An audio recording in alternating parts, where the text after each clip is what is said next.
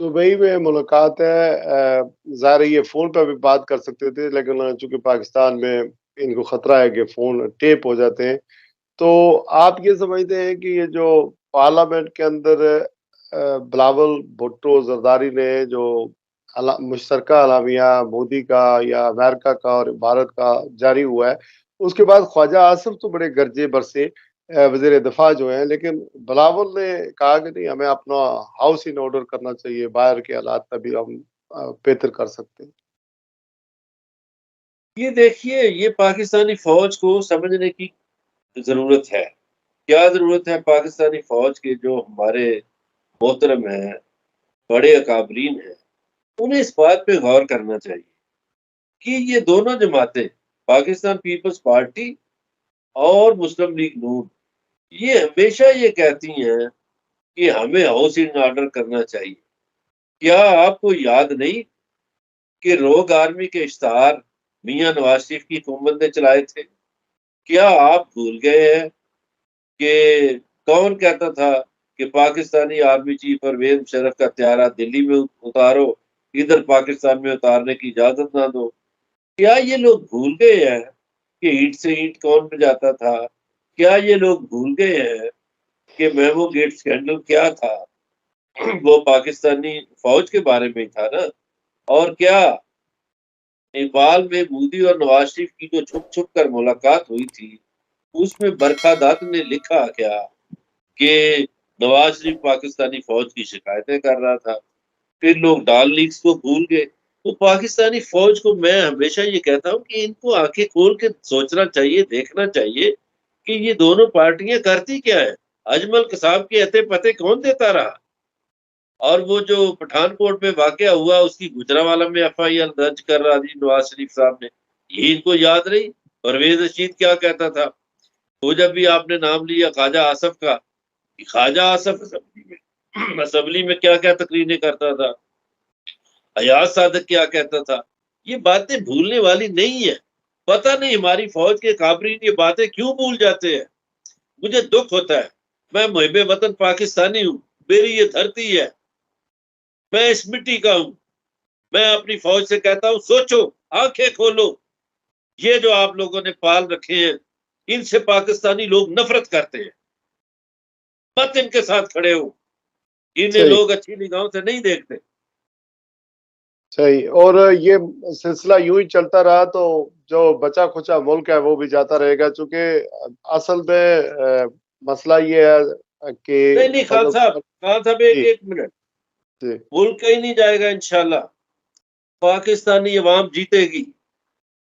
जहाँ कहीं भी दुनिया में, आप दुनिया के मुल्कों को स्टडी कर लें, जहाँ लोग एक तरफ खड़े हो गए, दूसरी तरफ अगर चंद ज़ालिम खड़े भी हो गए, तो आखिरी फतह अवाम की है, हक की है।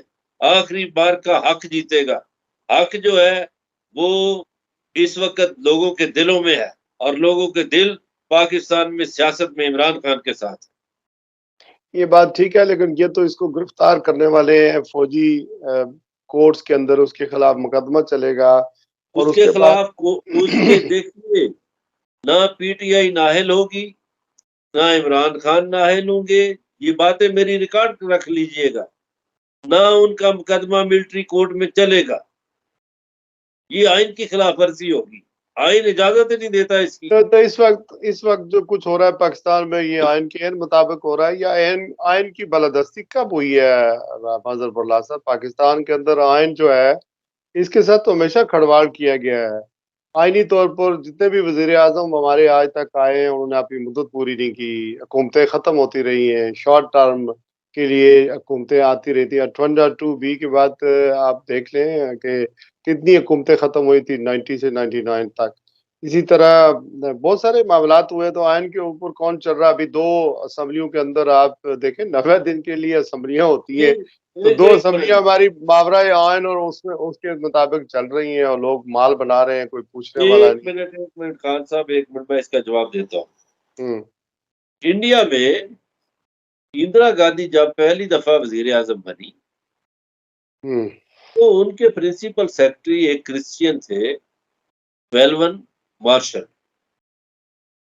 तो इंदिरा गांधी ने अपने प्रिंसिपल सेक्रेटरी से पूछा ये पहले तो मैं इंफॉर्मेशन के मामला देखती थी, प्राइम मिनिस्टर पहली दफा बनी हूँ, तो क्या होना चाहिए।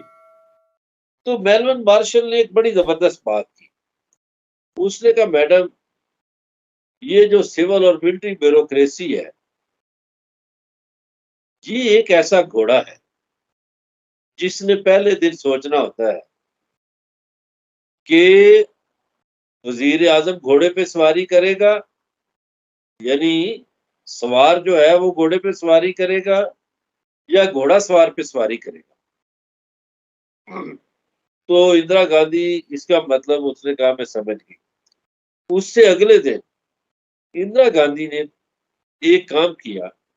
उसने जो सिविल और मिलिट्री ब्यूरोक्रेसी में सीनियर लोग थे वो, और कांग्रेस में जो सीनियर लोग थे वो, उन सब की छुट्टी करवा दी।